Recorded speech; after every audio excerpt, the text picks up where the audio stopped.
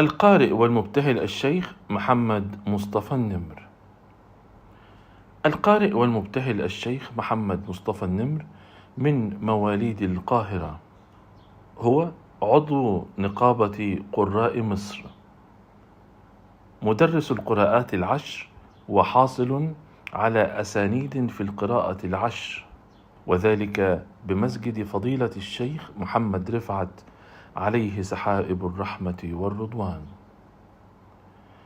بدأ الشيخ محمد مصطفى النمر في سن صغيرة، أتقن قراءة القرآن الكريم والابتهالات، وانطلق في العديد من الحفلات الدينية، حتى أن صوته نال إعجاب الجميع بالإذاعة والتلفزيون من خلال العديد من البرامج الدينية، وقرأ مع كبار المقرئين، وحصل على العديد من شهادات التقدير في مناسبات دينية عديدة.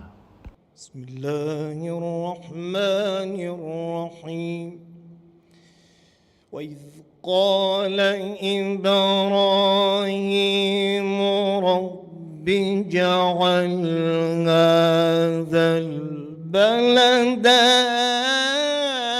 آمنا واجنبني وبني أن نعبد الأصنام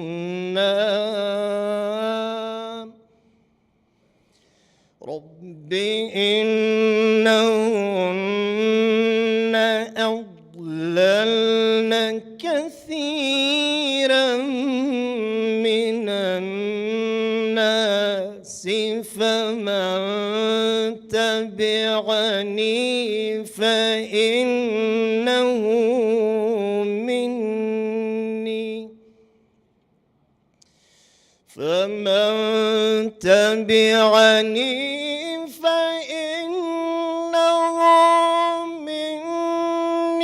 ومن عصاني فإنك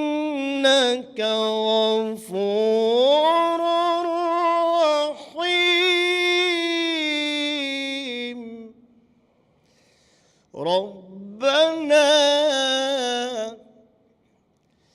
ربنا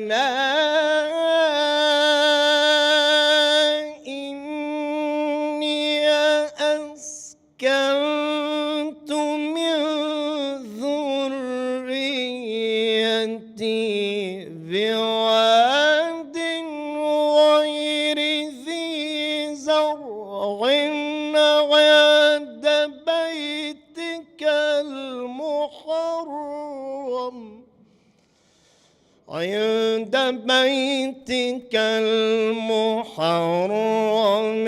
ربنا ليقيموا الصلاة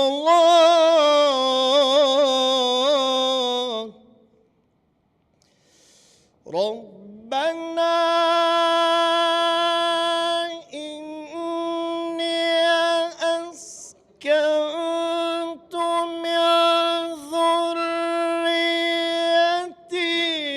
بواد غير ذي زرع عند بيتك المحرم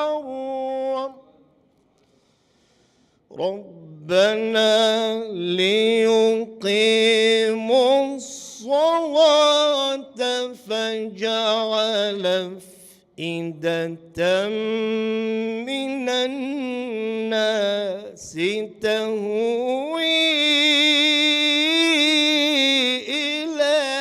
إليهم فاجعل أفئدة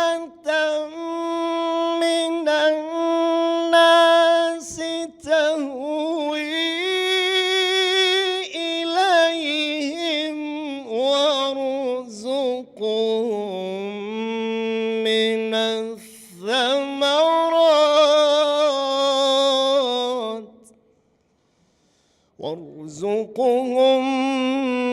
الثمرات لعلهم يشكرون. صدق الله